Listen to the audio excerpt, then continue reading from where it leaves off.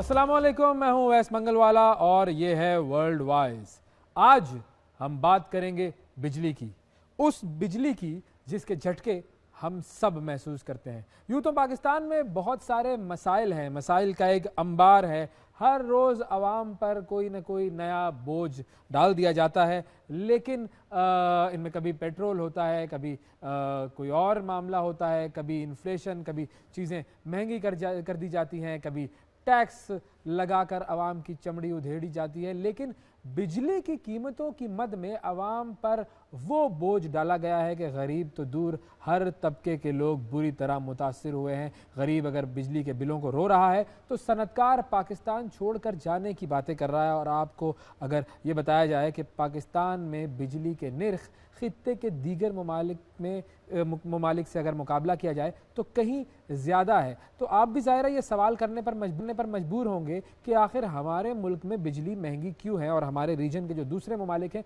उनमें बिजली सस्ती क्यों है। अब होता यह है कि हमारे यहाँ पर बात आम तौर पर यह की जाए कि भाई ये बहुत बड़ा मसला है, ये बहुत बड़ी प्रॉब्लम है, हर तरफ तबाही है, बर्बादी है, लेकिन इसके सलूशन की तरफ बात नहीं की जाती। हमारी कोशिश ये होगी कि हम बात करें कि इस मसले को हल कैसे किया जा सकता है। That should be the step in the right direction, the step towards positivity. तो हम इस हवाले से बात करेंगे। अब हमने एक चीज़ ज़रा थोड़ा सा एनालिसिस किया है, मैं चाहूँगा कि वो एनालिसिस आपके सामने हम करें। पिछले 10 साल के ज़रा हम नंबर्स निकाल के देखते हैं तो पाकिस्तान में एक दिहाई के दौरान कोई तकरीबन बिजली की कीमतों में 300 गुना इजाफा हुआ है। जी 300 गुना। अब जो बिजली का यूनिट 2013 में 8 रुपए का था, आज टैक्स मिलाने के बाद वो यूनिट हो चुका है तकरीबन 70 रुपए का। और इसकी बड़ी वजह यह है कि हुकूमत की जानिब से बिजली के बेस रेट का तयन किया गया है।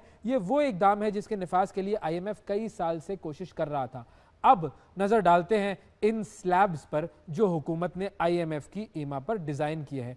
माहाना 201 से 300 यूनिट तक का बिजली इस्तेमाल करने वाले जो है उनको 34 रुपए 26 पैसे फी यूनिट बिजली का बिल अदा करना होगा।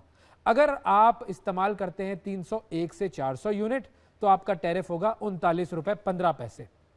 अगर आप इस्तेमाल करते हैं 401 से 500 यूनिट तो आपका टैरिफ होगा 41 रुपए 36 पैसे। 501 से 600 यूनिट का जो टैरिफ है वो 42 रुपए 78 पैसे है। 601 से 700 यूनिट का टैरिफ है 43 रुपए 92 पैसे। और 700 यूनिट से ज़्यादा का टैरिफ है 48 रुपए 84 पैसे, जो कि टैक्स लगाने के बाद हो जाता है तकरीबन 70 रुपए का एक यूनिट। अब ऐसे में वज़ीर आज़म ने प्रोटेक्टेड सारिफीन को रियायत देने का ऐलान किया है। ये प्रोटेक्टेड सारिफीन क्या होते हैं? ये वो होते हैं कि जो कि 200 यूनिट से कम बिजली इस्तेमाल करते हैं। अब ये यूनिट कैसे कैलकुलेट होते हैं इसकी भी मैं थोड़ी सी आपको ज़रा एक एग्जाम्पल बता देता हूं कि यूनिट किस तरीके से कैलकुलेट है। बहुत सिंपल सी कैलकुलेशन है ये, इसको मैं आपके सामने पेश करता हूं। मिसाल के तौर पर अगर 6 लोगों की एक फैमिली है और 2 कमरों का एक घर है कम से कम, और उसमें एक किचन है, एक बाथरूम है, तो ज़रा कैलकुलेट करते हैं कि इस छोटे से घर में बिजली कितनी इस्तेमाल होगी। सादा सी कैलकुलेशन है जी। अब 2 कमरों के घर में 2 पंखे तो लगे होंगे। अब अगर 2 आम पंखे ये चलते हैं दिन में तो पूरे दिन चलने में पंखे तकरीबन 4 यूनिट खर्च करेंगे एक दिन में। फिर अगर इसी घर में 10 वॉट के 3-4 एनर्जी सेवर लगे हुए हैं तो दिन भर में तकरीबन ये 1 यूनिट खर्च होगा। फिर एक आम कन्वेंशनल फ्रिज भी अगर इस घर में मौजूद है तो एक दिन में ये 4.5 यूनिट सर्व करेगा। अच्छा, अब सिर्फ अगर फैन, लाइट और एक फ्रिज का जो माहाना बिल है इसी को कैलकुलेट किया जाए तो इसके टोटल यूनिट तकरीबन 250 से ऊपर चले जाएंगे। यानी कि अब आप सोच लीजिए कि 200 यूनिट कितनी जल्दी हो जाती है। और इसमें आप ये ज़रा जहन में रखिएगा कि हमने घर में चलने वाले दीगर अप्लायंसेस की बात नहीं की। इस्त्री होती है घर में, वॉशिंग मशीन होती है, मोबाइल चार्ज होता है, टीवी होता है। ये सारे डिवाइसेस जब चलते हैं, ये सारे अप्लायंसेस जब चलते हैं तो फिर आप सोच लें कि कितने यूनिट। 200 यूनिट जो है वो वाकई मतलब बहुत एक कम तादाद है यूनिट की। और इसकी तरफ रियायत वैसे तो बहुत अच्छी बात है, लेकिन है ये ऊंट के मुंह में जीरा। और हमारे मुल्क में ये मामला इतना खतरनाक हो चुका है कि बिजली के बिलों की वजह से लोग जाने दे भी रहे हैं और जाने ले भी रहे हैं। जी बिल्कुल, ऐसा ही वाकया गुजरावाला में पेश आया था और गुजरावाला से हमारे जो नुमाइंदे हैं हम उनसे बात करेंगे। हमारे नुमाइंदे शाहिद हमारे साथ मौजूद हैं, उनसे पूछते हैं कि ये गुजरावाला में आखिर क्या हो रहा है। सोल्यूशन की तरफ जाएंगे, सोल्यूशन हमारा मकसद है, लेकिन पहले ज़रा इस मसले को देख लें कि ये कितना गंभीर है। जी शाहिद भट्ट साहब हमारे साथ मौजूद हैं। अस्सलाम वालेकुम शाहिद साहब। वालेकुम अस्सलाम अवैस भाई। बहुत शुक्रिया शाहिद साहब। जरा बताइए ये वाकयात, एक वाकया ऐसा जिसमें भाई ने भाई को कत्ल कर दिया, बिजली का बिल देने पर तनाज़ा हो गया। दूसरा वाकया भी गुजरावाला का ही, जिसमें एक औरत अपने ऑपरेशन के लिए पैसे जमा कर रही थी, बिजली का बिल ज़्यादा आ गया, उसके पास पैसे नहीं थे, उसने खुदकुशी कर ली। तो ये वाकयात गुजरावाला में क्यों आ रहे हैं ज़्यादा? अवैस भाई, सूरत हाल यह है, मुल्क में इस वक्त महंगाई बहुत ज़्यादा है। गुजरावाला एक सनती शहर है, यहाँ पर छोटी बड़ी फैक्ट्री बहुत ज़्यादा है। बिजली की कीमतों के इजाफे के बाद ज़्यादातर जो फैक्ट्री है वो बंद हो चुकी है, जिसमें जो पावर लूम है वो बहुत ज़्यादा मुतासर हुई है। जो वाशिंग वेयर की फैक्ट्री है वो बंद हो चुकी है। बेरोज़गारी बहुत हद तक बढ़ चुकी है, जिसके बायस जो शहरी बहुत परेशान हैं। उनके घर में उनके बच्चे हैं, फैमिली है। ज़्यादातर जो लोग हैं वो किराए के मकान में रहते हैं, किराए के घर में रहते हैं। अखराजात बहुत ज़्यादा बढ़ चुके हैं। बिल्कुल ठीक तो है। उसके अच्छा, अब मैं बाद चाहूंगा ऊपर कि से अगर आप जब थोड़ी ये सी तफसील हमें बता सकें उस कि जिसमें भाई ने भाई को बिजली के बिल के हवाले से जो तनाज़ा था उस पर कत्ल कर दिया, ये क्या तो वाकया था? गुजरांवाला में दो, ये जो वाकया पहला हुआ है ये खरजाग क्रीस रोड का वाकया है। ये जो घर है, इस घर 2 मरले का ये घर है, 3 मंजिला ये बना हुआ है। ये 3 भाई हैं, इनकी वालदा हैं, ये शादीशुदा हैं, अलग-अलग पोर्शन पर रहते हैं। इनका जो बिजली का जो बिल था जब आया वो 30,325 रुपये बिजली का बिल आया। तो इस बिल की वजह से लड़ाई शुरू हुई, मगर ये लड़ाई 1 मंथ पहले से चल रही थी। उस वक़्त भी जब बिजली का जो बिल आया था वो 12,000 रुपए आया था। तो जो बड़ा भाई है जिसने अपने छोटे भाई जो उमर फ़ारूक है जिसे 325 जो बिल आया उस पर उसका झगड़ा हुआ। उससे पहले भी जो छोटा भाई है उमर फ़ारूक, उसने उस वक़्त बिल अदा नहीं किया। जो गुलाम मुर्तज़ा है, जो मुल्ज़िम है, जो बड़ा भाई है, उसने उस वक़्त जो बिजली का जो बिल आया था 12,000 उसकी किश्त करवाई। ये किश्तें अदा कर रहे हैं, मगर जब नेक्स्ट बिल आया तो बिल बढ़कर वो बहुत ज़्यादा हो गया, वो 30,325 रुपए आया। जब उस दिन लास्ट डेट थी, बड़ा भाई काम से घर आया, उसने कहा कि मैं खाना खाने आया हूँ। उमर फ़ारूक से उसने कहा कि तुमने पिछले मंथ भी बिल अदा नहीं किया था, जिसके बायस हमें बड़ी मुश्किलात का सामना है। तो इस बात पर दोनों भाइयों में झगड़ा हुआ, झगड़ा घर के अंदर शुरू हुआ और उसके बाद वो गली में आ गए। उसकी सीसीटीवी फुटेज भी मंज़िलें यहाँ पर आई थी, आपने देखी होगी, वो भी आप दिखा सकते हैं साथ। उसमें आप देख सकते हैं जो बड़ा भाई है उसने छोटे भाई को छुरियों के वार से मौके पर ही कत्ल कर दिया। ठीक। तो अच्छा, अब उस जो वक़्त दूसरा वाक़या है ये बहुत अफसोसनाक वाक़या है और ज़ाहिर है ऐसे वाक़यात नहीं होने चाहिए। अल्लाह ताला हम सब की और हमारी कौम के हर फ़र्द की हिफाजत करे। दूसरा जो वाक़या था जिसमें एक औरत ने खुदकुशी कर ली बिजली का बिल ज़्यादा आने पर, वो क्या था? ये जो वाक़या है, जो दूसरा बड़ा अफ़सोसनाक वाक़या पेश आया, ये मक्की रोड का वाक़या है। ख्याली का ये इलाका है। यहाँ पर रज़िया सईद नामी एक ख़तून है, जो बीमारियों में मुब्तला थी, जिसे शुगर, पित्ता और इसके अलावा उसे हर्निया थी। डॉक्टरों ने उसे ऑपरेशन का बोला हुआ था कि आपने ऑपरेशन करवाना है। वो ऑपरेशन के लिए 60,000 रुपए जमा कर रही थी। मगर इस दौरान जो बिजली का बिल है, उसे 10,500 रुपए बिजली का जो बिल आ गया। उसके बाद उसे उस रकम से जिससे उसने अपना इलाज करवाना था, उस रकम से उसने अपना बिल, बिजली का जो बिल है वो जमा कराया। उसके बाद वो अगले दिन बिल जमा कराने के बाद वो ख़तून अपनी बेटी के साथ घर से बाहर निकली कि मैं दवाई लेने जा रही हूँ। मगर वो जब अपने घर से बाहर निकली, मेन जो मक्की रोड है उसके करीब जो गंदा नाला है उसके पास आके खड़ी हो गई। काफ़ी देर सोचती रही।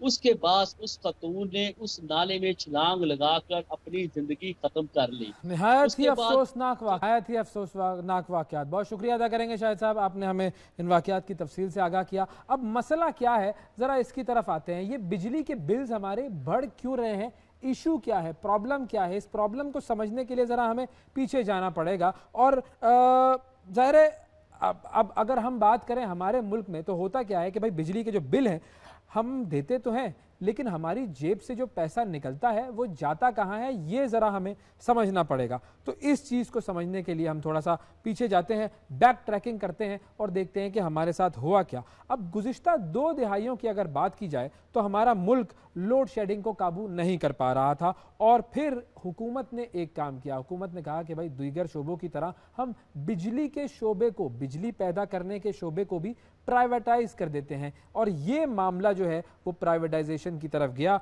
और यहाँ पर यानी कि वो जो किराए के बिजली घर थे उनका कॉन्सेप्ट हमारे सामने आया, और यूं मुल्क में इन गुज़िश्ता 2 दिहाइयों में से हर आने वाली हुकूमत ने प्राइवेट कंपनीज से बिजली की पैदावार के लिए मुआहदे किए, और बेसिकली इनको कहा जाता है IPPs। इन IPPs की तादाद तकरीबन 100 से ऊपर चले गई है, और हुकूमतों पर इल्ज़ाम ये भी लगता है कि किकबैक्स के चक्कर में आपने ये मुआहदे किए, और इनके तहत जो है वो बिजली घरों को मुतय्यन जो रकम है वो हर हाल में अदा करनी होती है, चाहे इनसे बिजली ना भी ख़रीदी जाए। अब ऐसे मुआहदे, इनका नतीजा ये निकला कि अब हर साल हम अरबों रुपए किराए के बिजली घरों को देते हैं, और वो भी डॉलर्स की शक्ल में, और यूं बिजली महंगी से महंगी हुई चली जाती है। और ये जो शैतानी चक्कर है ये चलेगा 2059 तक।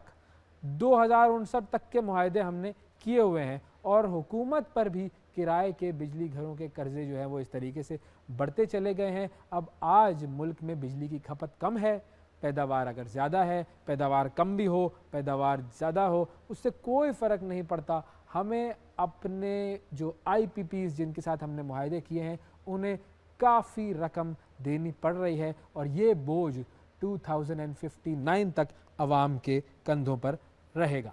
अब ज़रा नज़र डालते हैं कि हमारे जो पड़ोसी ममालिक हैं वो क्या कर रहे हैं, यहाँ से हमें कुछ सोल्यूशन का आइडिया हो सकता है। पहले बात करते हैं हम अपने पड़ोसी मुल्क की, इंडिया की, भारत की।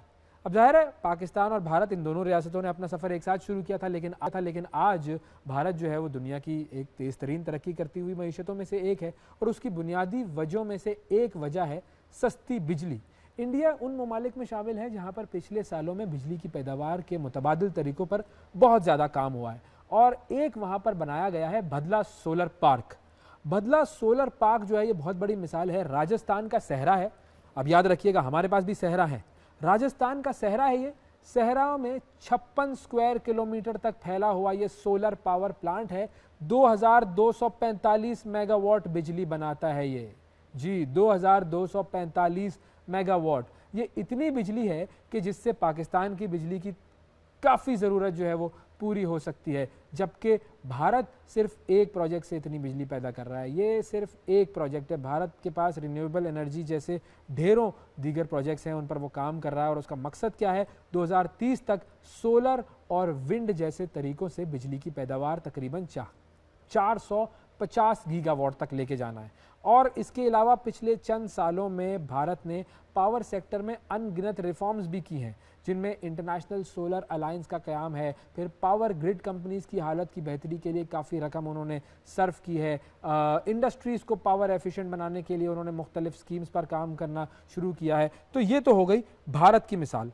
अब एक और मुल्क है, और वो मुल्क है जी बांग्लादेश। बांग्लादेश में क्या हुआ ये मैं आपको बताता हूँ। और बांग्लादेश भी अपने इलेक्ट्रिसिटी क्राइसिस से परेशान था, वहाँ पर भी मसाइल थे, वहाँ पर भी इश्यूज थे। उन्होंने क्या किया, बांग्लादेश में एक बहुत बड़ा मसला था। वो मसला क्या था कि दूर दराज इलाकों तक बिजली कैसे पहुँचाई जाए। हमारे मुल्क में भी एक दफ़ा एक गाना बना था, मेरे गाँव में बिजली आई है, मेरे गाँव में बिजली आई है। ये गांव में बिजली पहुंचाना बड़ा एक मुश्किल काम होता है, क्योंकि इसके लिए आपको ग्रिड्स का एक नेटवर्क बनाना पड़ता है। ये मसला था बांग्लादेश में। अब उन्होंने इसका एक सलूशन निकाला। वो सलूशन क्या था ये मैं आपको बताता हूँ। उन्होंने नेशनल ग्रिड पर इन्हिसार के बजाय माइक्रो ग्रिड सिस्टम मुतारफ़ करवाया, और उन इलाकों के लिए पैदा होने वाली बिजली उन्हीं माइक्रो ग्रिड्स में जमा होकर उन्हीं इलाकों को सप्लाई हो जाती थी। जिस इलाके में बिजली बन रही है उसी इलाकों को सप्लाई हो रही है। तो इससे इन इलाकों का नेशनल ग्रिड पर इन्हिसार कम हो गया, लाइन लॉसेस कम हो गए। इसके अलावा बांग्लादेश हुकूमत ने घरों के लिए सोलर सिस्टम्स की तरगीब दी, जिसकी बदौलत बांग्लादेश आज दुनिया का सबसे बड़ा सोलर पावर प्रोग्राम चलाने वाला मुल्क है। नेशनल ग्रिड के बगैर ही करोड़ों लोगों को बराह रास्त बिजली यहाँ पर फराहम की जाती है। ये 2-3 चीज़ें हैं जो कि हमारे पड़ोसी मुल्कों ने की हैं सोल्यूशन के तौर पर। हमारे पास भी अल्टरनेटिव एनर्जी पर बड़ा काम हो रहा है, उस पर हम मज़ीद काम कर सकते हैं, लेकिन ज़रा हमारा जो क्राइसिस है उस तक हम पहुँचे कैसे, इस पर हम बात करते हैं। हमारे साथ डॉक्टर खालिद वहीद साहब मौजूद हैं, एसडीपीआई के रिसर्चर हैं और एनर्जी के हवाले से काफ़ी ज़्यादा इन्होंने काम किया हुआ है। इनसे बात करते हैं। अस्सलाम वालेकुम डॉक्टर साहब। वालेकुम सलाम। थैंक यू सर, बहुत शुक्रिया आपने प्रोग्राम के लिए वक्त निकाला। हम देख रहे हैं कि हमारे मुल्क में ये मसला बढ़ता जा रहा है, लोग मर भी रहे हैं, मार भी रहे हैं। हम इस नहज तक कैसे पहुंचे, अगर आप थोड़ा सा हमें एक्सप्लेन कर सकें। जब 2007-8 में आपका लोड शेडिंग क्राइसिस था, उस टाइम पे लोग प्रोटेस्ट कर रहे थे, तो जो पॉलिटिकल गवर्नमेंट है उन्होंने सिर्फ एक ही जो है वो सोल्यूशन निकाला, दैट इज किस तरह से लोड छुटकारा पाया जा सकता है। तो उसके लिए आपने कैपेसिटी एक्सपेंशन की, ये नहीं सोचा कि इसके लॉन्ग टर्म इफेक्ट्स क्या होंगे।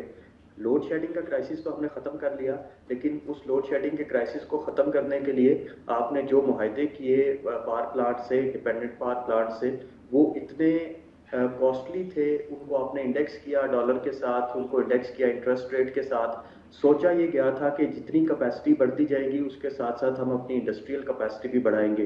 क्योंकि इंडस्ट्रियल कैपेसिटी ना बढ़ाई जा सकी, अब सारे का सारा बर्डन जो है वो रेजिडेंशियल कंज्यूमर्स पे आ गया है। और अब आपने एक्सेसिबिलिटी का या लोड शेडिंग का क्राइसिस तो खत्म कर लिया है, लेकिन अब अफोर्डेबिलिटी का क्राइसिस जो है वो पाकिस्तान के गले पड़ गया है। ये जो अफोर्डेबिलिटी का क्राइसिस एक बहुत बड़ा क्राइसिस है, जाहिर है, क्योंकि इससे आम आदमी मुतासिर होता है। और एक मैं गौहर एजाज साहब का बयान देख रहा था जिसमें उन्होंने कहा कि हम हर साल 200 अरब रुपए इन आईपीपीज को, इन किराए के बिजली घरों को मुफ्त में दे रहे हैं। 200 अरब रुपए। देखिए, आपने जो आप ना इस एनर्जी टैरिफ स्ट्रक्चर को समझें। जब आप एनर्जी जनरेट करते हैं, इलेक्ट्रिसिटी जनरेट करते हैं, तो उसके दो कंपोनेंट्स होते हैं। एक फ्यूल का कंपोनेंट है, जो फ्यूल आप डालते हैं पावर प्लांट्स में, उनके पैसे आपको देने पड़ते हैं। और दूसरा कैपेसिटी चार्जेस या फिक्स चार्जेस हैं।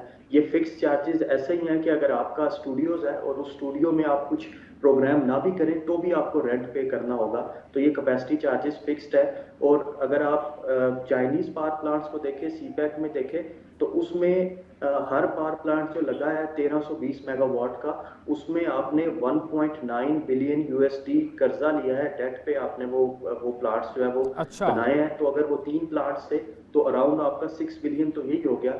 इस 6 बिलियन पे जो कैपेसिटी चार्जेस है उसमें आपकी डेट रीपेमेंट आती है, उस पर जो इंटरेस्ट आपने पे करना है वो आता है, रिटर्न ऑन इक्विटी जो है वो आता है। ये 3 कंपोनेंट कैपेसिटी चार्जेस के कोई अराउंड 60% बनते हैं। और आपकी जो कैपेसिटी चार्जेस हैं पिछले सालों से अगर आप कंपेयर करें, तो पहले आपका एनर्जी चार्ज ज़्यादा होता था फ्यूल की मद में, अब आपका कैपेसिटी चार्ज ज़्यादा हो गया क्योंकि वो लिंक्ड है डॉलर के साथ, इंटरेस्ट रेट के साथ। तो टोटल अभी आपको जो इस साल में कैपेसिटी चार्जेस देने हैं वो 1.9 ट्रिलियन रुपीस के जो कैपेसिटी चार्जेस हैं वो आपको देने हैं। तो ये जो 1 है, ये इसका मतलब है कि हम इन बिजली घरों को मुफ्त में देंगे ना?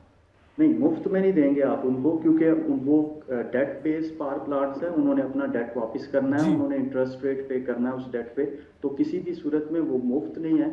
ये हमारी प्लानिंग की गलती है कि हमने डेट पे डॉलर टर्म्स में पावर प्लांट्स इंस्टॉल किए पाकिस्तान में और उसको इंडस्ट्रियल ग्रोथ के साथ आप लिंक ना कर पाए।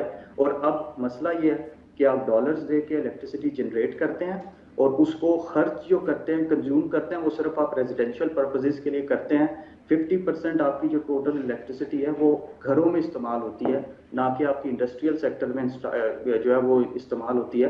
तो अभी जो आपकी ये एक टास्क फोर्स बनी है ministry of energy power division में, उसका एक पिलर ये भी है कि उसने एसईजीज को यूज करते हुए स्पेशल इकोनॉमिक जोन्स को, इस एक्सेस कैपेसिटी को इंडस्ट्रियल डेवलपमेंट के लिए यूज करना है, ताकि आप इलेक्ट्रिसिटी जो कंज्यूम। मैं एक और चीज पूछ, अब मैंने एक और खबर भी पढ़ी थी कि बिजली के बिलों की मद में 70% इजाफी चार्जेस भी वसूल किए जा रहे हैं। इसका क्या मतलब है कि लोगों को गलत बिल दिए जा रहे हैं?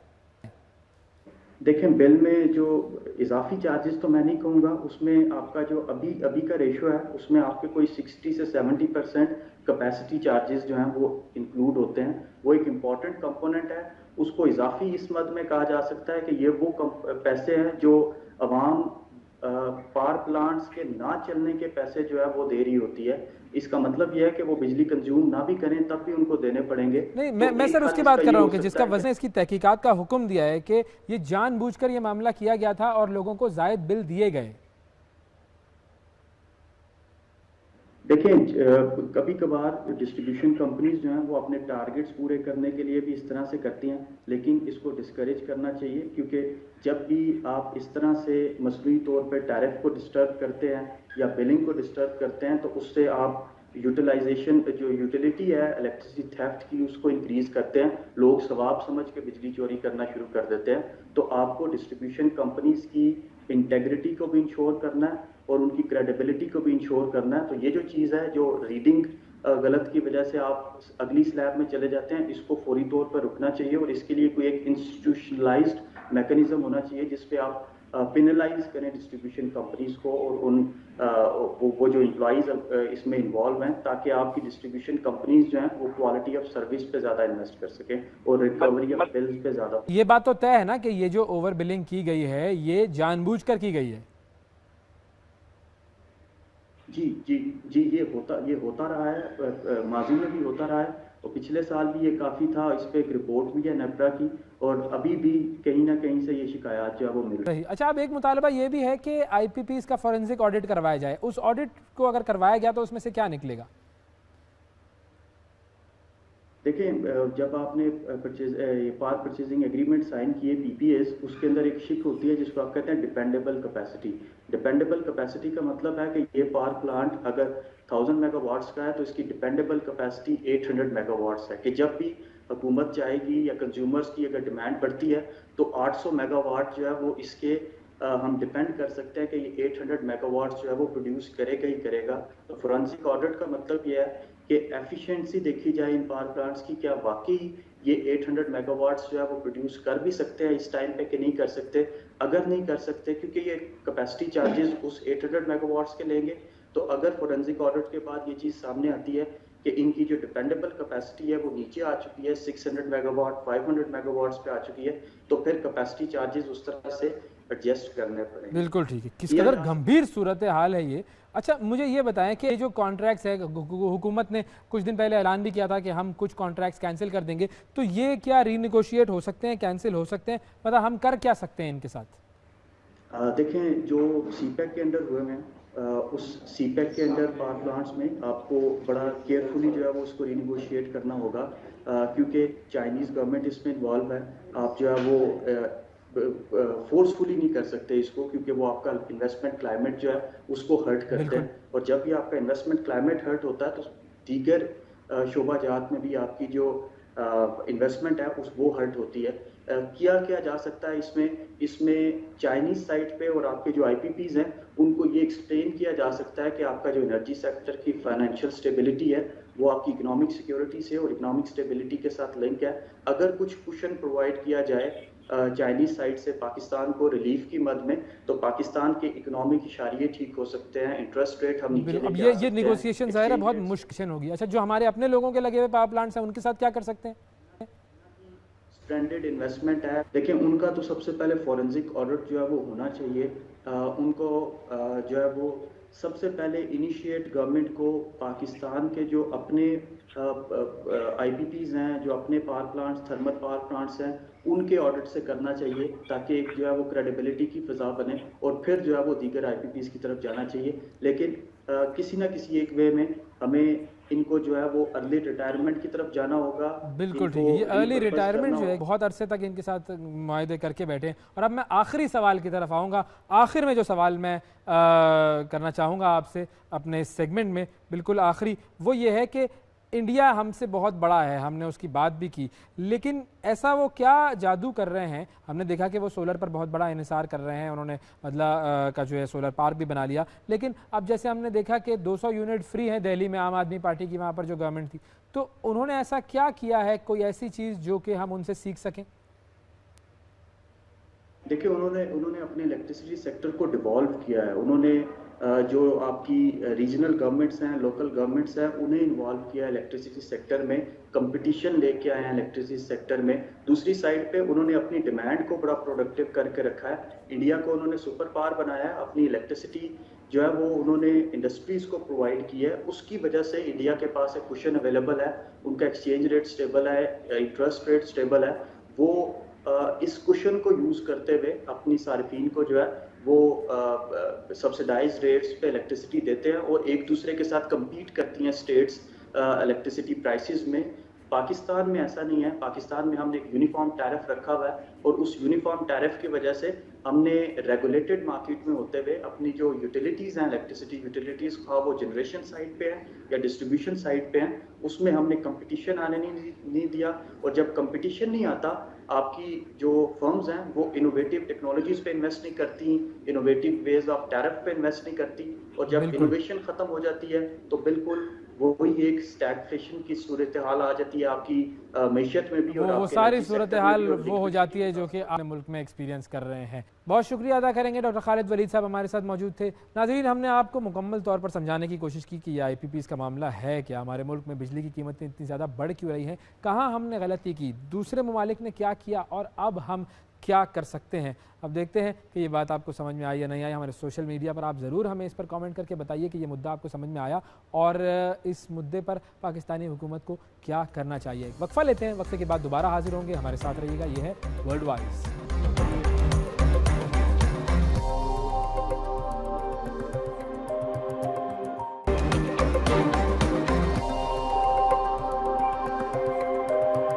Welcome back. ब्रेक के बाद एक मरतबा फिर वर्ल्ड वाइज में खुशामदीद। मैं हूँ वैस मंगलवाला। एक होती है इन्फॉर्मेशन और एक होती है डिस इन्फॉर्मेशन। तो हमने इस सेगमेंट में बात करनी है डिस इन्फॉर्मेशन की। जी, डिस इन्फॉर्मेशन, और ये डिस इन्फॉर्मेशन कौन फैला रहा है, इसके हवाले से हमें ज़्यादा दूर जाने की ज़रूरत नहीं है। हमारे पड़ोसी मुल्क की बात कर रहे थे हम अपने पिछले सेगमेंट में। इस सेगमेंट में भी उसी पड़ोसी मुल्क की बात करेंगे, भारत की बात करेंगे। और इंडिया डिस इन्फॉर्मेशन फैलाने का एक गढ़ बन चुका है। पूरी दुनिया में इंडिया डिस इन्फॉर्मेशन फैला रहा है और ये डिस इन्फॉर्मेशन फैलाई जाती है बहुत मरतबा पाकिस्तान के खिलाफ। एक बेवकूफ कोई बात दूसरे बेवकूफ को बताता है और दूसरा बेवकूफ वो बात जाकर 10 मजीद बेवकूफों को बताता है। अफवाह इसी तरह फैलती है। ये डायलॉग भारतीय अदाकारा भूमि मदनेकर के हैं जो उन्होंने फिल्म अफवाह में अदा की है। ये फिल्म पर्दे पर तो बड़ी हिट साबित ना हो सकी, लेकिन फिल्म में दिया गया ये पैगाम बहुत बड़ा था और हमेशा हिट रहा है। डिस इन्फॉर्मेशन, अफवाह एक मौलिक हथियार जिसे मौसमियाती तब्दीलियों के बाद दुनिया के लिए दूसरा बड़ा खतरा करार दिया जा रहा है। एक गलत खबर और उससे होने वाले नुकसान की भरपाई अक्सर मुश्किल और बाज़ औक़ात नामुमकिन हो जाती है। तारीख के सफ़ात ऐसे वाक़यात से भरे पड़े हैं, जैसे 1898 में अमरीकी बहरी जहाज USS मैन के डूबने को अमरीकी अखबारों ने सबूत की कमी के बावजूद स्पेन को इसका जिम्मेदार करार दिया, जिसका नतीजा अमेरिकन स्पेनिश जंग की सूरत में सामने आया। जैसे 1994 में रवांडा में फसादात के दौरान रेडियो स्टेशन RTLM ने तुत्सी अक़लियत के खिलाफ तशद्दुद भड़काने में मरकजी किरदार अदा किया। उन्हें कॉकरोच से तशबीह दी गई और उनके खात्मे का मुतालबा किया। ये इश्तियाल अंगेज पैगामात जंगल की आग की तरह फैले और 50,000 बेगुनाह अफराद की मौत का सबब बने। हाल ही में बरतानिया में इंतहाई दाएं बाजू से ताल्लुक रखने वालों ने मुसलमानों के खिलाफ जज्बात भड़काने के लिए पहले 3 बच्चियों के कत्ल का इल्जाम मुसलमानों पर डालकर बाकायदा मुहिम का आगाज किया और मसाजिदों मुसलमानों की इमलाक को मुश्तल हुजूम के जरिए निशाना बनाया। लेकिन आज हम बात करेंगे पड़ोसी मुल्क भारत की। माजी में झांके तो हिंदू इंतहा पसंद गिरोह हमेशा से ही अफवाहें फैलाकर दंगा फसाद करवा, फिर चाहे वो 1928 में हिंदू इंतहा पसंदों की गढ़ी गांव माता की सरकशा मुहिम यानी काउ प्रोटेक्शन मूवमेंट हो, या 1947 में हिंदुस्तान की तकसीम के दौरान अफवाहों और झूठी खबरों से नफरत और खौफ को दी गई हवा, जिसके नतीजे में लाखों अफराद बेघर हुए और लातादाद जान से गए, या फिर 1992 में भारत में बाबरी मस्जिद पर हमले के बाद फूटने वाले फसादात, इंतहा अंधुपसंद हमेशा ही मुस्लिम कुछ फसादात के लिए झूठी खबरें गढ़ते आए। आज के दौर का भारत डिस इन्फॉर्मेशन वॉर का मरकजी किरदार बन चुका है। पुलवामा हमले जैसे फॉल्स फ्लैग ऑपरेशन से लेकर बीजेपी का हुकूमत में रहने के लिए इलेक्शन को मैनिपुलेट करने के लिए डीप फेक टेक्नोलॉजी का इस्तेमाल भारत का वतीरा बन चुका है, जिसका चर्चा अब हर जबान ज़द-ए-आम है। इसी हकीकत को आश्कार किया है शहजाद हमीद ने अपनी एक दस्तावेजी फिल्म में। Award winning documentary India's disinformation war में शहजाद हमीद ने डिसइंफॉर्मेशन ऑपरेशन के गोरख धंधे को बड़ी महारत से बयान किया है। इस डॉक्यूमेंट्री में बताया गया है कि कैसे डिसइंफॉर्मेशन के लिए बाकायदा एक नेटवर्क बनाया जाता है और कैसे सियासी पार्टियां जाली खबरें और गलत मालूमात फैलाने के लिए फ्रीलांसर्स को भर्ती करती हैं। यही वजह है कि आज जाली खबरों की तशहीर के जरिए सियासी फायदा हासिल करना हिंदुस्तान में एक multi-million dollar सनत बन चुकी है। इस दस्तावेजी फिल्म के मुताबिक 2019 में बीजेपी ने इंटरनेट पर सियासी मुहिम चलाने के लिए सिर्फ रियासत उत्तर प्रदेश में 2 लाख साइबर वॉरियर्स की खिदमत हासिल की। ये फ्रीलांसर्स डीप फेक बनाकर वीडियोस में छेड़छाड़ करते हैं। सोशल मीडिया बॉट्स, जाली न्यूज वेबसाइट्स और प्रोपेगेंडे की फौज तैयार की जाती है, जिसका मकसद वो बयानियां मकबूल करवाना है जिससे उन्हें सियासी फवायद हासिल हो सके। और सिर्फ यही नहीं, इन जाली खबरों के जरिए मजहब को हथियार बनाकर अक़लियतों को निशाना बनाया जाता है। इस डॉक्यूमेंट्री में दिखाया गया है कि कैसे अगस्त 2023 में हरियाणा में मुस्लिम अक्सरियती इलाके नूह में कैसे फसादात फैलाए गए। नूह में एक मंदिर की सालाना यात्रा से कुछ रोज पहले इंटरनेट पर एक वीडियो वायरल होती है, जिसमें हिंदुत्व इंतहा पसंद ग्रोह के लीडर बट्टू बजरंगी फेसबुक पर लाइव आते हैं और मुसलमानों को धमकाते हुए उन्हें फहश गालियां देते हैं। ये वीडियो व्हाट्सएप ग्रुप्स के जरिए जंगल में आग की तरह फैलती है, जिसके नतीजे में यात्रा के लिए आए हिंदू और इलाके के रहने वाले मुसलमानों के बीच शुरू होते जलती पर तेल का काम करने के लिए एक और झूठी पोस्ट चलाई गई, जिसमें जगह जगह आग दिखाई गई और हिंदुओं को मजीद ये कहकर भड़काया गया कि 120 करोड़ हिंदू आबादी वाले मुल्क में हिंदुओं का ये हाल है। गलत मालूमात का फैलाव रोकने के लिए इलाके में इंटरनेट सर्विस मुअत्तल कर दी गई, लेकिन उस वक्त तक कई मकानात और दुकानें राख और मलबे का ढेर बन चुकी थी। इस डॉक्यूमेंट्री में दिखाया गया है कि कैसे भारत में किसी मुसलमान को महज तनकीद करने पर ही निशाने पर ले लिया जाता है और उसका ताल्लुक पाकिस्तान से जोड़कर उसके खिलाफ इक़दामात शुरू कर दिए जाते हैं। एक कश्मीरी लड़के को ऐसा ही एक fake buster social media page चलाने पर निशाना बनाया गया, जिसके बाद उसे मुल्क छोड़ना पड़ा। ऐसे ही कई वाकयात भारत में आए रोज किसी बड़े शहर की सड़कों पर या किसी देहात के कोने में रूनुमा होते हैं। इंतखाबी छेड़छाड़ से लेकर तशद्दुद को भड़काने तक गलत मालूमात और प्रोपेगेंडे के इस्तेमाल के दुनिया भर में तबाहकुन नताइज बरामद हुए हैं और जूं इंटरनेट का इस्तेमाल आम हो रहा है, मालूमात और खबरों की हेरा फेरी का इम्कान भी बढ़ता जा रहा है। ये वो बेकाबू जिन है जो डिजिटल दौर में एक चैलेंज बन चुका है और दुनिया की सालमियत और अमन व इस्तेहकाम के लिए खतरा बनता जा रहा है। हालिया पाक भारत ताल्लुकात में जब भी कोई कशीदगी दिखाई देती है, उसके ताने बाने सोशल मीडिया की इसी जंग से मिलते नजर आते हैं। ये मिसालें जाहिर करती हैं कि किस तरह प्रोपेगेंडे और गलत मालूमात का बदनीयती पर मबनी इस्तेमाल, जो चाहे फोन की स्क्रीन तक ही महदूद हो, उसके नताइज हकीकी दुनिया में तबाहकुन साबित हो सकते हैं। कैसे दुनिया में फेक न्यूज़ और झूठी खबरें फैलाई जाती हैं और कैसे मुल्कों को बदनाम किया जाता है, पर्सनालिटीज़ को बदनाम किया जाता है, ये चीज़ हम सब के लिए देखना, जानना, समझना ज़रूरी है। क्योंकि जब हमें पता चलेगा कि क्या हो रहा है तो फिर हम अपनी आंखें खुली रखेंगे और जो न्यूज़ सोशल मीडिया से हम तक पहुँच रही है या जो इंटरनेट के मीडिया से हम तक पहुँच रही है, हम उसे ज़्यादा क्रिटिकली ऑब्ज़र्व करेंगे और सच और झूठ में अच्छे तरीके से तमीज़ कर चुकेंगे। ये तो जी एक जंग की हमने बात की।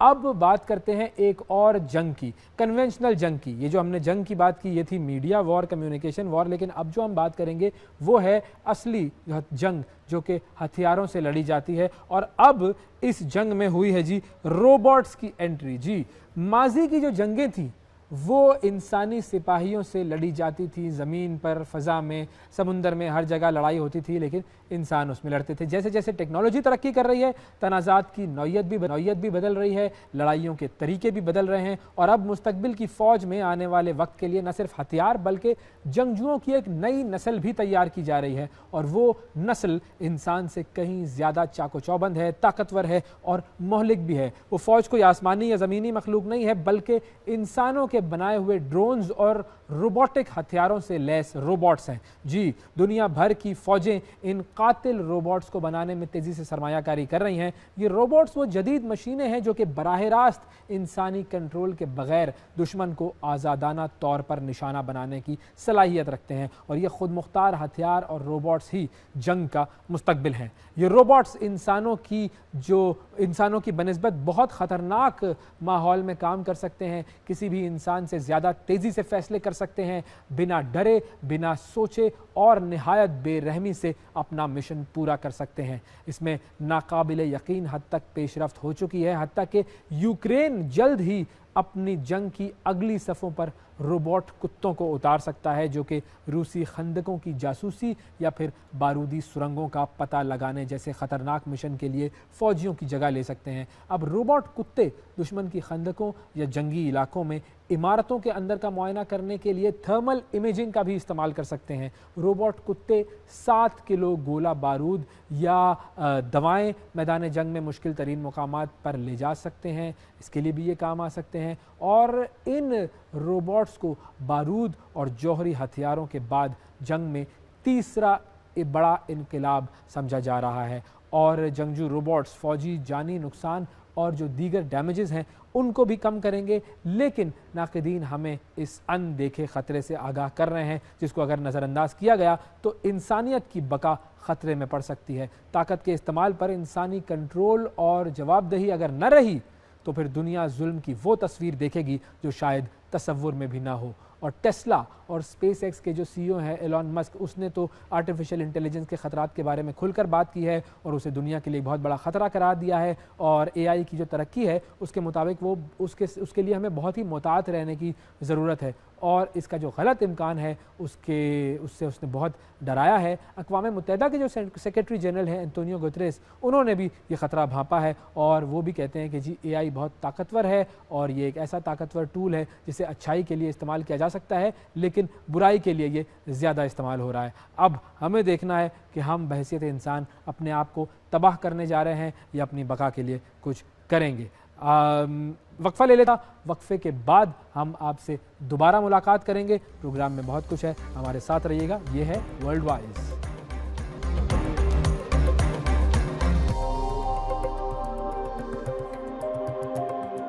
Welcome back. ब्रेक के बाद एक मरतबा फिर खुशामदीद कहते हैं आपको वर्ल्ड वाइज में। Positive news coming from Pakistan. Pakistan ने डेवलप कर लिया है एक कम्युनिकेशन ऐप, और ये कम्युनिकेशन ऐप कुछ ही दिनों में, कुछ ही अरसे में लॉन्च किया जाने वाला है। अब इस ऐप के बारे में लोग ये कह रहे हैं कि जी ये व्हाट्सएप का मुतबादिल है और हम सब पाकिस्तानी इस ऐप को यूज़ करके कम्युनिकेशन करेंगे, और इसके अंदर बहुत सारे फीचर्स हैं। अब ये जो ऐप है ये तैयार किया गया है national information technology board NITB की तरफ से। ज़ाहिर है हुकूमत पाकिस्तान की तरफ से ये प्रोजेक्ट इनिशिएट किया गया, और IT मिनिस्ट्री और NITB ने मिलकर काम किया इस प्रोजेक्ट के ऊपर। ये प्रोजेक्ट है बीप, इसका नाम है बीप। अब ये बीप क्या है, बीप की एप्लीकेशन क्या है और कैसे ये काम करती है, क्या फ़ायदा होगा इसका, इस पर हम बात करेंगे। हमारे साथ बाबर मजीद भट्टी साहब मौजूद हैं, नेशनल इंफॉर्मेशन टेक्नोलॉजी बोर्ड के CEO। अस्सलाम वालेकुम बाबर साहब। वालेकुम अस्सलाम। बाबर साहब थैंक यू, बहुत शुक्रिया प्रोग्राम के लिए आपने वक्त निकाला। सबसे पहले अगर आप हमें थोड़ा सा बता सकें कि ये बीप क्या चीज़ है। बीप बेसिकली समझें कि पाकिस्तान की एक गवर्नमेंट ऑफिसर्स की एक ऑफिशियल कम्युनिकेशन ऐप है। Okay, it's a solution for communication.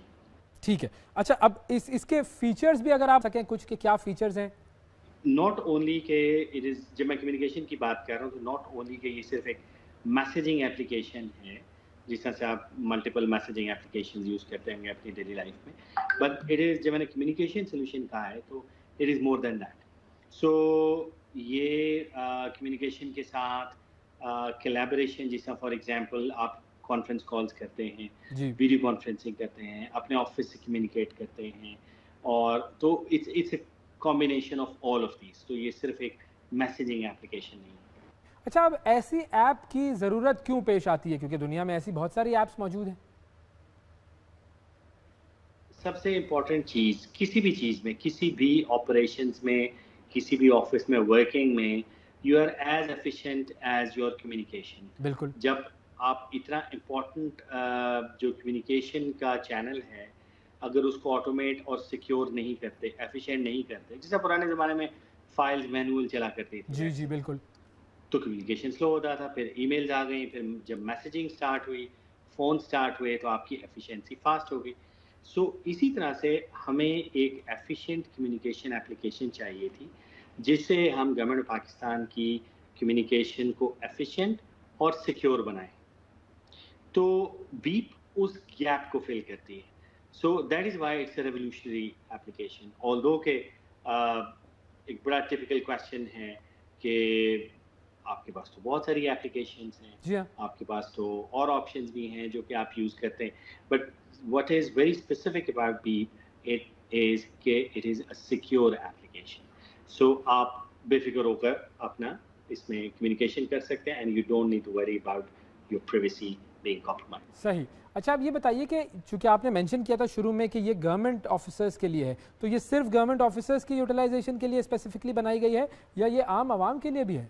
इस वक्त हमारे गवर्नमेंट में अगर आप देखें ना, एंड जब मैं गवर्नमेंट कहता हूँ तो all levels of the government, यानी कि federal as well as provincial, तो आप एक चीज़ को ऑब्जर्व करेंगे, लोग जो बिजनेस एप्लीकेशंस है ना, फॉर एग्जांपल व्हाट्सएप ले लें, कोई और जी ले लें, तो लोग इवन ऑफिशियल कम्युनिकेशन उसके ऊपर कर रहे हैं, बिल्कुल which actually is not okay, because कि आपका ऑफिशियल जो डाटा है वो आउटसाइड पाकिस्तान जा रहा है, जी हाँ और आपकी privacy is largely dependent on those business interest जिसके अराउंड वो एप्लीकेशंस काम करती हैं। सही जबकि गवर्नमेंट के लिए ऐसा तो नहीं होना चाहिए। हमारा डेटा इम्पॉर्टेंट है, हमारे कम्युनिकेशन हमें खुद सिक्योर करना चाहिए। Every nation should stand on their own solutions.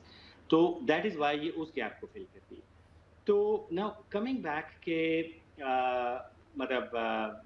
क्या ये सिर्फ गवर्नमेंट के लिए है? जी देखें, हम इस वक्त गवर्नमेंट की बात कर रहे हैं जिसको हम ये सोल्यूशन दे रहे हैं, बट अच्छा the solution is capable enough. यानी कि ये ऐसे है, आप समझे कि जब आप एक बिजनेस जब आप एक बिल्डिंग बिल्ड करते हैं, तो अगर आप कहते हैं कि यार मैंने इसमें एक ही स्टोरी बनानी है आज, लेकिन कल को शायद मेरे बच्चे, या कभी मैं इसको एक्सपैंड करके 2-3 और फ्लोर्स बना दूंगा और स्टोरीज बना दूंगा, तो फिर आप उसको डिज़ाइन ऐसे करते हैं कि उसकी फाउंडेशन इतनी हो कि वो मल्टीपल स्टोरीज को होल्ड कर सके। एग्जैक्टली इसी तरह से बीप को टुडे हम गवर्नमेंट के लिए बात कर रहे हैं, लेकिन we have dimension and designed it for actually the citizen also. अच्छा नाउ मतलब इट हैज़ द कैपेबिलिटी, लेकिन इस वक्त हम इसको वो गवर्नमेंट का जो मैंने आपको बताया कि नीड है, उसके लिए इसको हम डिलीवर कर सही। तो अब ये आम आवाम के लिए कब लॉन्च होगी ये ऐप, क्योंकि खबरें तो ये आ रही थी कि हमने जी व्हाट्सएप का मुतबादिल तैयार कर लिया है और अब हम उसके कंपटीशन में आ रहे हैं। मैंने आपको बताया कि we do have the capability and provision to offer it to citizen of Pakistan. हम वो कर सकते हैं, इसमें कोई प्रॉब्लम नहीं है as far as the technical thing is concern. लेकिन इसको कब करना है या करना है नहीं करना, ये डिसीजन की बात है गवर्नमेंट की, जो कि हम बाद में देख सकते हैं। लेकिन as far as solution capability is concern, we can do that, लेकिन इस वक्त हम इसको गवर्नमेंट के लिए कर रहे हैं। अच्छा, सेकेंड बात आपने बड़ी इंटरेस्टिंग की कि व्हाट्सएप के कॉम्पिटिशन में, ऐसा नहीं है। Again, it is comparing apples with oranges. Why अच्छा should we compete with an application जो कि बिजनेस इंटरेस्ट पे बेस करती है? देखें व्हाट्सएप, अच्छा इंटरेस्टिंग थिंग, आपने व्हाट्सएप ही क्यों कहा, आपने स्काइप क्यों नहीं कहा, आपने फेसबुक मैसेंजर क्यों नहीं कहा, बहुत से और भी हैं, वाइबर क्यों नहीं कहा? जी तो द थिंग इज के व्हाट्सएप आपने इसलिए कहा कि वो सबसे ज़्यादा यूज़ होती है। बिल्कुल सबसे ज़्यादा क्यों यूज़ होती है? बिकॉज के Facebook owns it.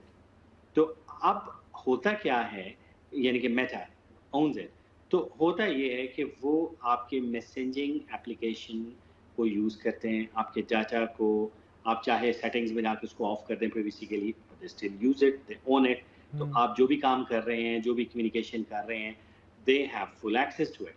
although encrypted, but they have an access, encryption भी उन्होंने की है. So उसको वो अपने business और marketing perspective के लिए use करते हैं. They customize their ads बिल्कुल, accordingly. Today they absolutely. customize their ads, but that is what you know. But उनके business interests हैं. On the other side, the vision behind Beep is to protect our people. For now, मैंने कहा government officers, but yes, citizens of Pakistan as well at later stages if required. कि हम अपने मतलब हमें अपने लोगों का डेटा प्रोटेक्ट करना चाहिए. Why should it be in the hands of business people? You should be more worried जब आपका डेटा बाहर जा रहा है, आपका डेटा एक बिजनेस ओनर के हैंड में जा रहा है, rather than being worried कि जी आपके अपनी गवर्नमेंट के हाथ में, आपके अपने मुल्क में. So it's the other way around actually. और जहाँ तक कंपटीशन की बात है, there is no competition. सही. अच्छा, मैं Because सर के- एक चीज़ कहूँगा. देखें, हमें या मैं आपको लोगों की, आवाम की साइकी बताता हूँ. लोगों को इस चीज़ से कोई प्रॉब्लम नहीं है कि उनका डेटा व्हाट्सएप के पास हो या माइक्रोसॉफ्ट के पास हो या किसी के पास हो. लोगों को इससे कोई प्रॉब्लम नहीं होती है. लोगों को प्रॉब्लम या डर इस चीज़ का होता है कि हमारा डेटा, हमारी चैट्स अगर गवर्नमेंट के पास चली गई तो फिर तो हम सब पकड़े जाएंगे. क्या आप मुझे ये बता सकते हैं कि आपका जो गूगल है उसके पास आपके बैंक के अकाउंट का पासवर्ड नहीं? We होगा. all know के है. होगा, बिल्कुल. क्या आप इस चीज पर मुतमईन हैं? नहीं. आप उस पर मुतमईन हैं, लेकिन आप इस पर मुतमईन नहीं कि गवर्नमेंट के पास जबकि you know this is a matter of national security privacy. Hmm, आपके कस्टोडियन आपकी गवर्नमेंट है और आपकी गवर्नमेंट आपकी रीच में भी है, बिल्कुल लेकिन मेटा, फेसबुक, व्हाट्सएप आपकी रीच में भी नहीं है नहीं है. और आपका डेटा उनके पास है. सो दिस इज समथिंग जो हमें अपने लोगों की परसेप्शन को बिल्ड करना है कि देखें, we worry about you, we worry about our own national data. तो इसीलिए हमने इसको सिक्योर करने के लिए. अच्छा, एक और चीज़ मैं बता दूं जस्ट टू जी क्लैरिफाई जी. कि अगेन व्हाट्सएप वैसे तो मैंने बताया कोई कंपैरिजन नहीं बनता, एक बिजनेस एप्लीकेशन है, लेकिन अगर बात चली रही है, WhatsApp is very small in terms of the features which they give. अच्छा. आप चैट के अलावा कुछ नहीं कर सकते. Document Beep sharing. is far richer. For example, again, example देने के लिए बिजनेस एप्लीकेशन का नाम लूंगा, नॉट फॉर कंपैरिजन, Zoom. आप Zoom के अंदर अपनी कोलैबोरेशन, कम्युनिकेशन करते हैं. हाँ. Beep के अंदर ये डिफॉल्ट फीचर है. You don't need to buy Zoom licences. Government of Okay. Pakistan को कितने लाइसेंसेस, कितनी चीज़ों का फ़ायदा होगा, आप ये भी तो देखें, कितना Great. प्रिवेसी का फ़ायदा होगा. उसके बाद it has several other richer features जो कि इन किसी अलग-अलग एप्लीकेशन में स्टैंड अलोन इकट्ठे नहीं है. जबरदस्त. ये तो मतलब वाकई बड़े अच्छे फीचर्स हैं. अब ये फाइनली लॉन्च कब होगी? आखिरी सवाल. पहली चीज़ तो ये है कि it's very important and critical system. जी. तो इतना इम्पोर्टेंट कि जब हमने इसकी लॉन्च का अनाउंस किया था, आपको याद होगा कि मतलब हमारे हमसाया मुल्क है इंडिया, आप अक्सर क्रिटिसिज्म देखते हैं उनकी साइड से हमारी साइड पे. लेकिन जब हमने इसको लॉन्च करने का इरादा किया था तो उनके मीडिया ने इसको बड़ा पॉजिटिवली कवर किया था, बिकॉज कि गवर्नमेंट का एक स्ट्रेटेजिक स्टेप है हमारा गवर्नमेंट पाकिस्तान बिल्कुल. का, जिसमें ये हमने किया. सो ये ऑन रिकॉर्ड है बात. अच्छा, अब जब क्रिटिकल सिस्टम्स को आप लॉन्च करते हैं, आप डिलीवर करते हैं, तो इट इज़ वेरी इंपॉर्टेंट कि हम उस पर नॉट ओनली रिलायबिलिटी और दूसरी चीज़ों की बात करें, हम खुद उस पर पहले अपना कॉन्फिडेंस लेते हैं. टेस्ट कर लें. तो as far as the delivery is concerned, we have already delivered it ahead of the timeline. Okay. उसके बाद हमने इसकी टेस्टिंग और रिलायबिलिटी और वो सारी चीज़ें देख चुके हैं. इंटरनली टेस्ट करने के बाद अब एक क्रिटिकल सिस्टम का एक और तरीका ये होता है कि हम कॉन्फिडेंस बिल्ड करने के लिए उसको एक पायलट भी करते हैं अपना, कि ड्राई रन करते हैं हर तरफ से कि अच्छा चल रहा है, और फिर हम उसको लाइव टेस्ट करते हैं. तो अब हमने अपनी मिनिस्ट्री को, मिनिस्ट्री ऑफ आईटी के अंदर हम उसको यूज़ कर रहे हैं, ऑफिशियल मीटिंग्स में भी हम उसको यूज़ कर रहे हैं, सो दैट कि इसको टीदिंग इश्यूज़ कहते हैं ना, जो हम रिजॉल्व करना चाह रहे हैं. जब एक नया सिस्टम है तो टीदिंग इश्यूज़ भी होंगे, बिल्कुल, जाहिर है, इट्स नेचुरल. हर एक के होते हैं, माइक्रोसॉफ्ट के होते हैं, एप्पल के होते हैं, तो बीप के भी होंगे जाहिर. लेकिन अगेन हमारे हाँ हमने देखा जनरली पब्लिक में पेशेंस भी कम है, तो इसलिए बेटर है कि हम इसको रिगरसली टेस्ट करें बजाय इसके कि हम इसको इमेच्योर उस तरह से करें. सो डिलीवरी कंप्लीट हो चुकी है, टेस्टिंग हो चुकी है, और अब हम इसको कुछ दिनों के लिए अपनी मिनिस्ट्री में और डिफरेंट मिनिस्ट्री के डिपार्टमेंट्स में यूज़ कर रहे हैं.